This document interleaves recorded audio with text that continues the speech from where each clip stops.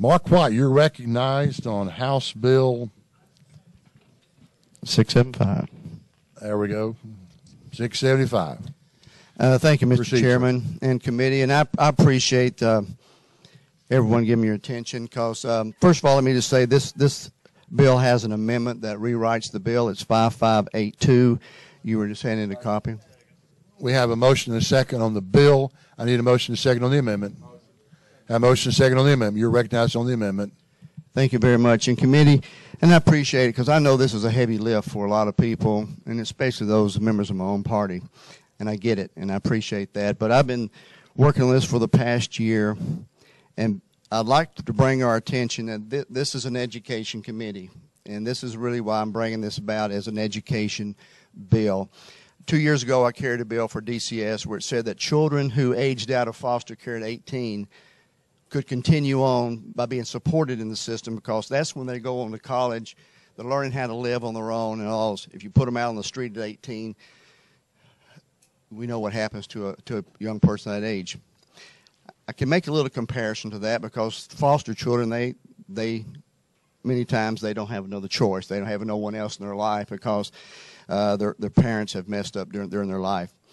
This bill, in many ways, is we've got an issue in our state, in our country. I want to bring it down to discussion in our state. I wish I could affect what the political situation going on in our country and the immigration, but that's really not what this is about. That's not why I'm carrying this. We have an issue in our state where we have young people who have been brought to our state for whatever reason, but they were brought here when they were 2, 3, 4, 5, 6, 7 years of age, and they have grown up here.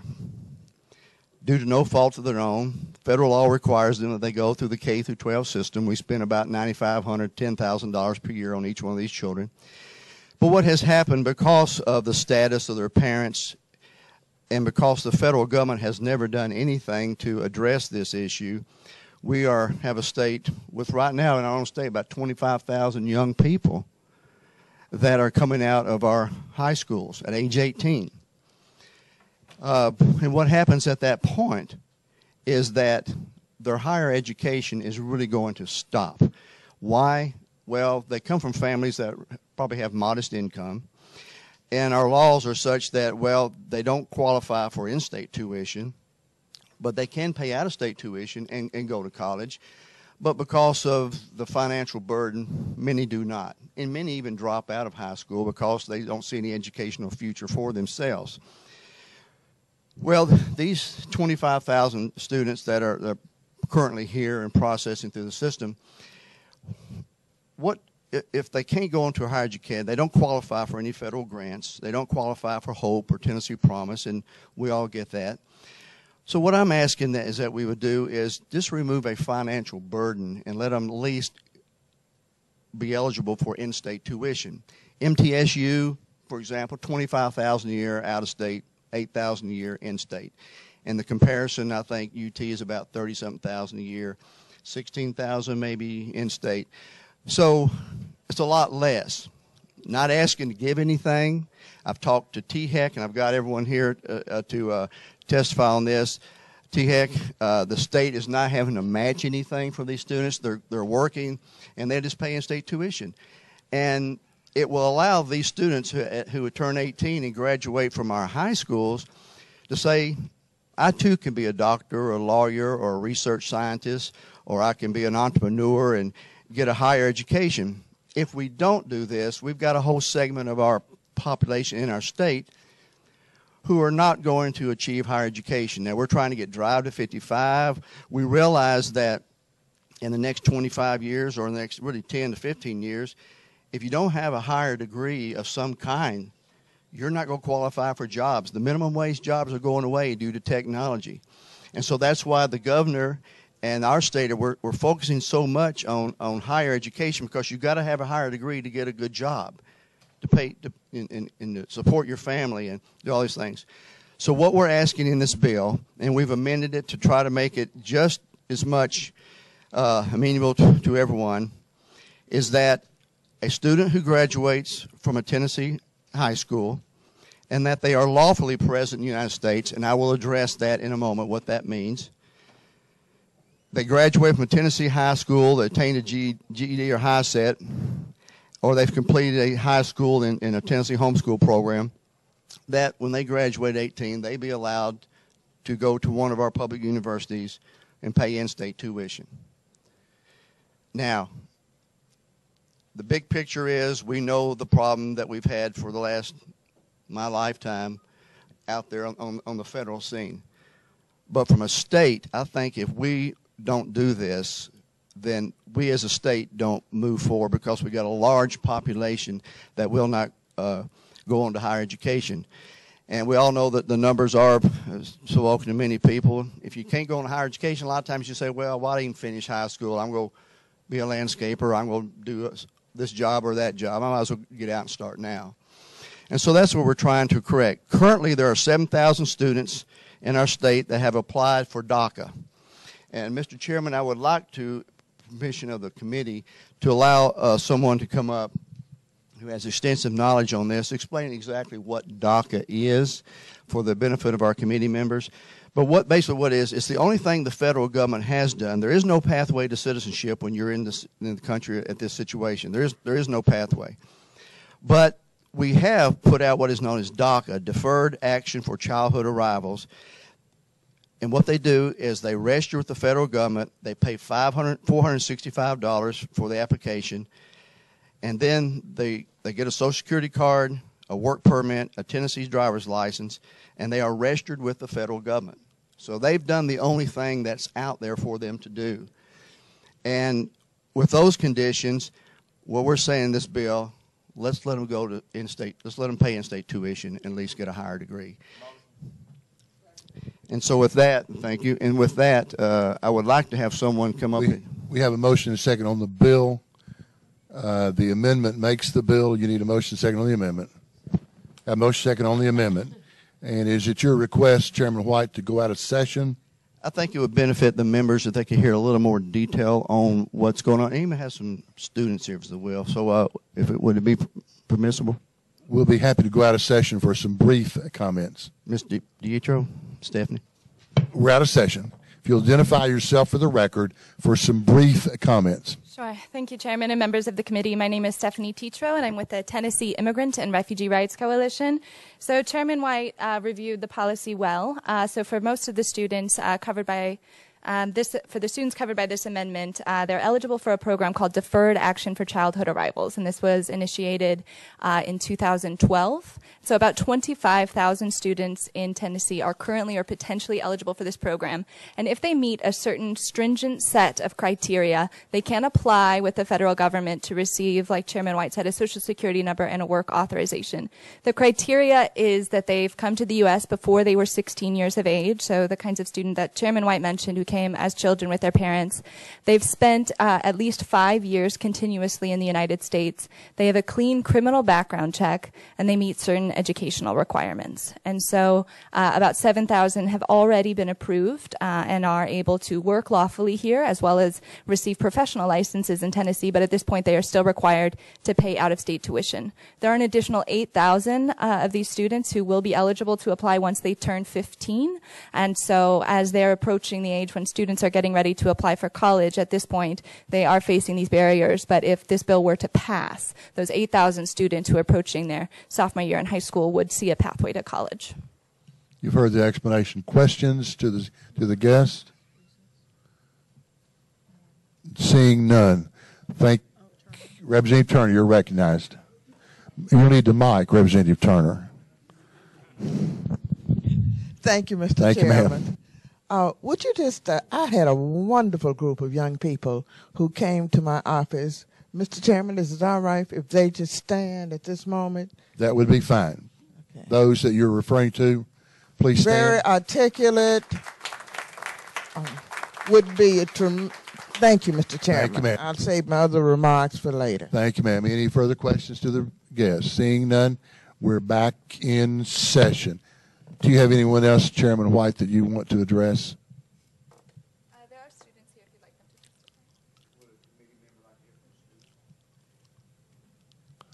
to. I don't. Representative Turner, are you requesting for a brief comment from a student?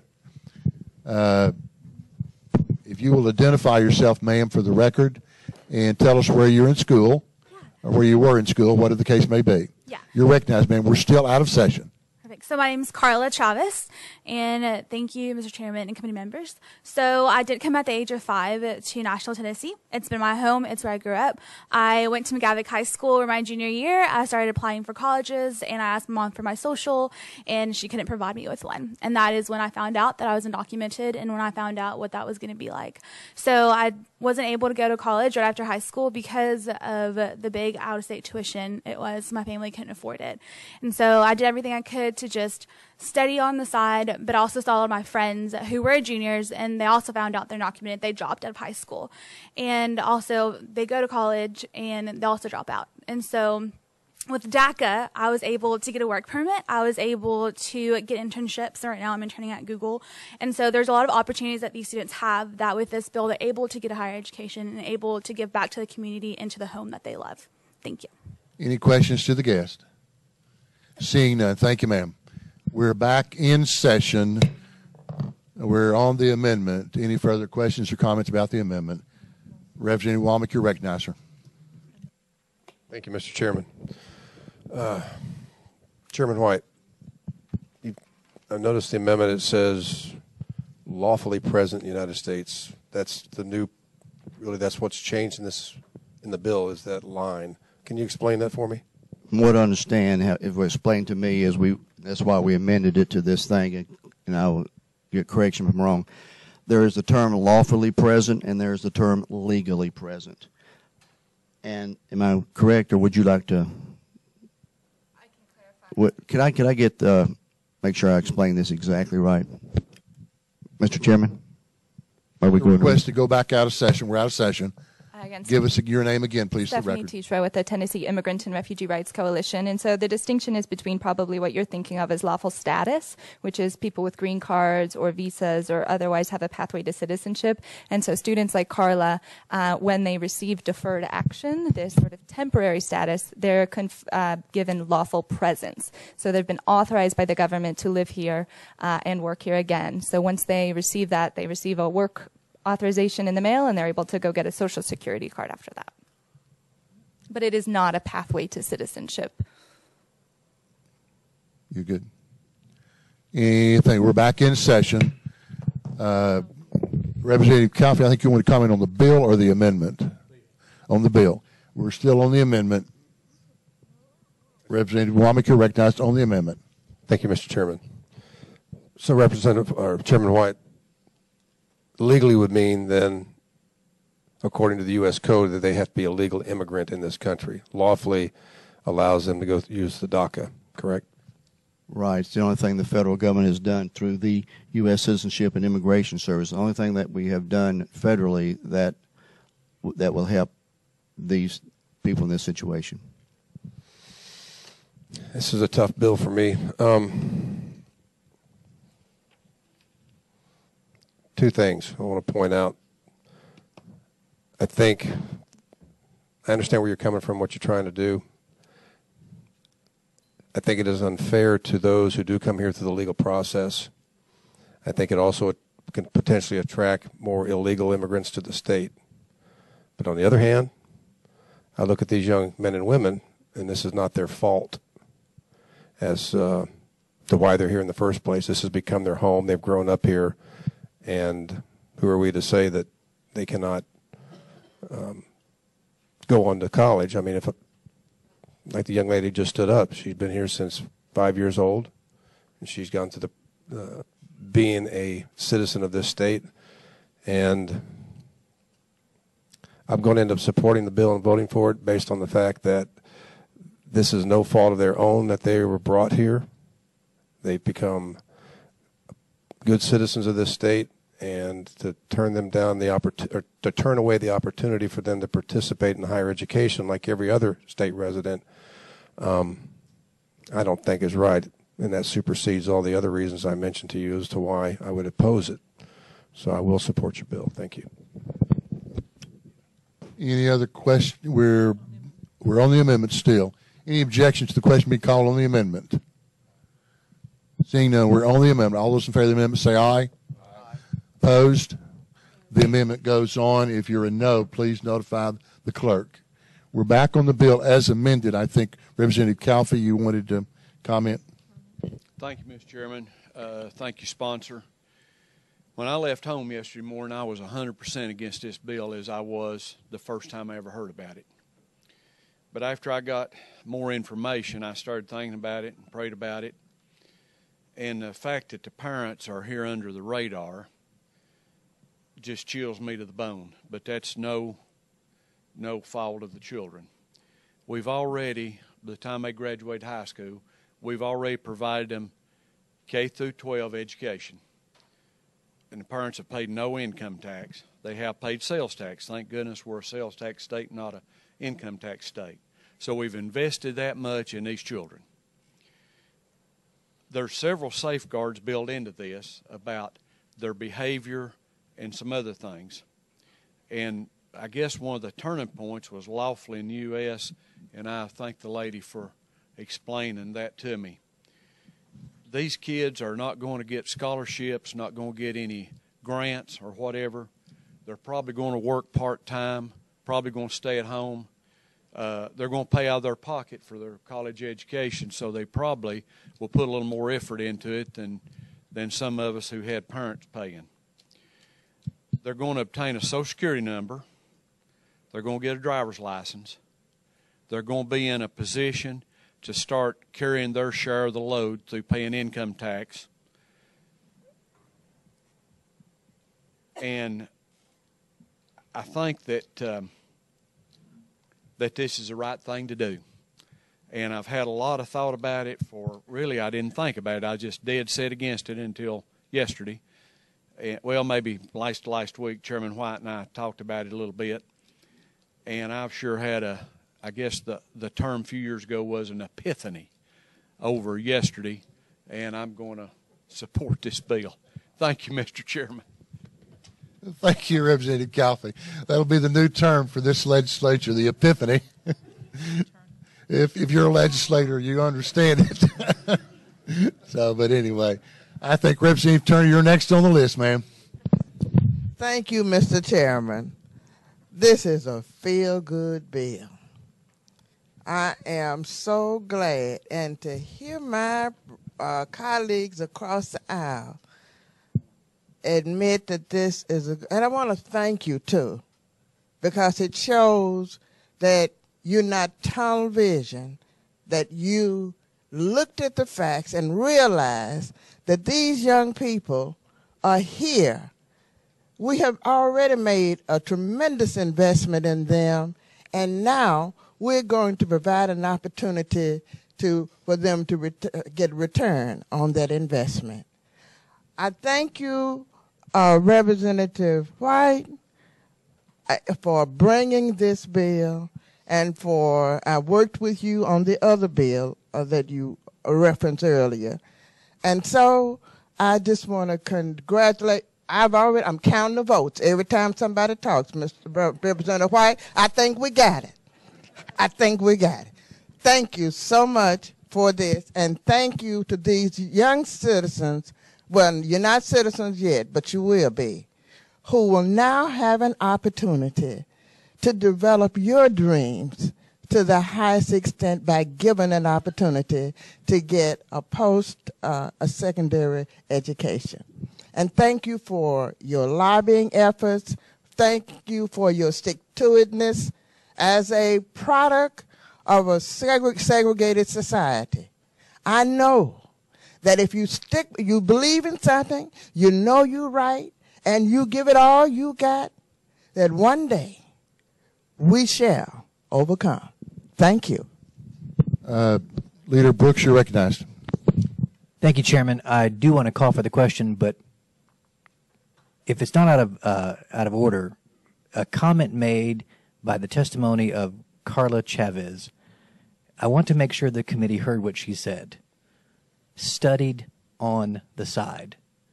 This is a young lady without hope, kept believing, and studied on the side. I don't want the committee to miss that part of her testimony. I call for this question.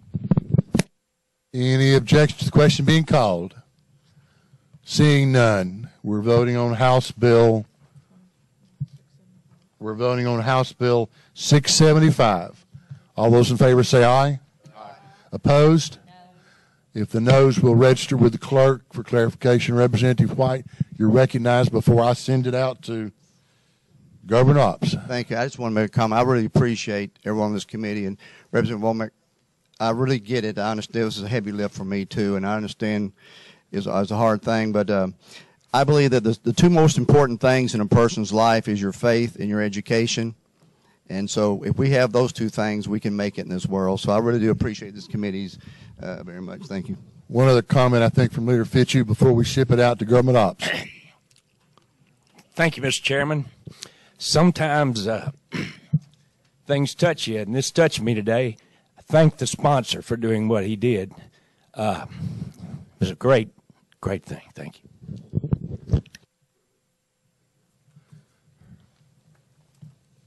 Other comments? Bill goes to Government Ops.